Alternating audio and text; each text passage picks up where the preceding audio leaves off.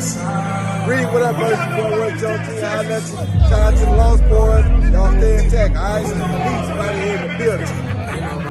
REED-BBS. BBS. Jaron. Boots Ennis. 35-0. 31 KOs. It's the interim WBA Super Welterweight champion of the world. Two things can be true now.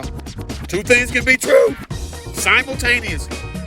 Keeping that same pre-fight energy, there were 10 to 15 better guys that Jaron Boots Ennis could have chosen for his super welterweight debut.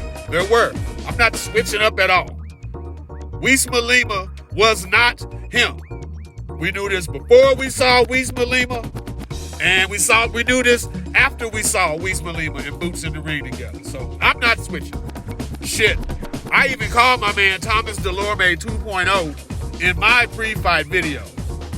But I didn't see this coming. I said Lima would last longer than Delorme, and I was right. Thomas Delorme was KO'd at 1 minute 49 seconds of the first round. Uisma Lima lasted until 1 minute 58 seconds of the first round. But even predicting, forecasting that Uisma Lima was not him, you couldn't help but be impressed with the way that Boots took him out.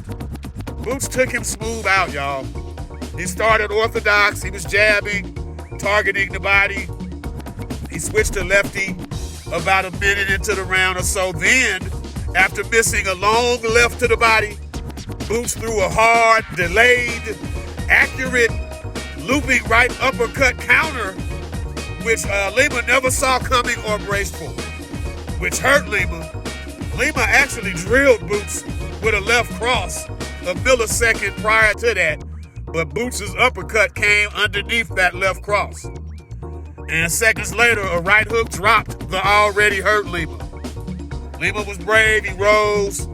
Boots went for the kill, flurried, dropped Lima again with another clean right hook. Lima rose yet again. Boots backed him into the corner, pummeled him with lefts and rights until the ref jumped in. Lima's corner was also throwing in the towel at that moment, FYI.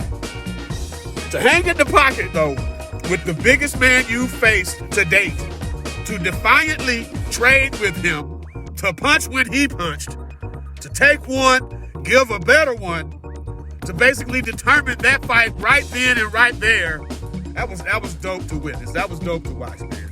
Statement made. You wanted to make a statement? Mic drop. Statement made. We talking speed, power in both hands, reflexes, size, fundamentals, athleticism, skill, ring IQ, and all of that, and a genuine belief in his chin, in his beard, in his punch resistance. At his best, y'all, Jaron Boots Ennis is a complete fighter, checking every box with an undeniable Philly edge. And to those of you pretending to be unimpressed, I see you out there. This is why Canelo Alvarez brought Boots in for sparring in the first fucking place. This is why he did that. A dude 3 fucking weight classes beneath him. He brought that dude into sparring. This is why. This is why. Okay? Do you get it now? This is why so many of y'all labeled Boots a coon or a sellout for coming to Canelo's camp in the first place to help him prep for Bud Crawford. This is why. Yes. Both things can be true. Yes. Boots needs to step up the level of opposition majorly. He needs to do this in a big time way, like yesterday, like in his next motherfucking fight, I might add. But let's respect what we saw. Let's respect the performance that we saw. Let's keep it a buck. Oh, by the way, shout out to the blue and silver Dallas Cowboys, America's team, Dallas Cowboys looking color pattern worn by the Philadelphia Eagle-bred Boots Ennis. I saw that, Boots. I don't know if I saw it like you intended it, but I liked it. Boots, he named names afterwards in the post-fight interview. Vergil Ortiz, the baby cub, referring to Jermell Charlo, Sebastian Fundora. He said Baccarat. He meant Bakram Murtazliev, but we knew who he was talking about. He then said, who I'm missing? Xander. I'm belt chasing. 154. This is my division. Of course, the primary target is Vergil Ortiz, who Boots. He lost cool points for ducking last year, choosing instead to remain at welterweight, even as his body had obviously outgrown the division. The Boots backlash was mighty, so I like that he's jumping right back into that smoke, into that particular uncomfortable part of his career. The choice of Uisma Lima was another blemish, but Boots' performance erased that blemish like immediately.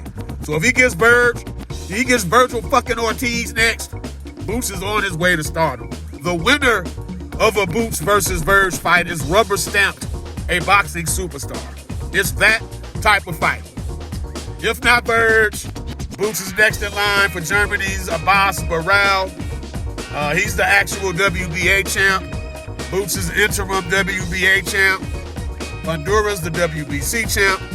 Murtazliev, IBF, and Xander Zayas, the WBO. It's a good time to be a fan of Jaron Boots Ennis, y'all, and I can't wait for his next event. Thank you, Eddie Hearn. REED-BBS, BBS. Blackbird Sugar, Bachelor's in Boxing Studies. Television! Fred Sanford of the Fisticards. When all is said and done, there's nothing left to say or do.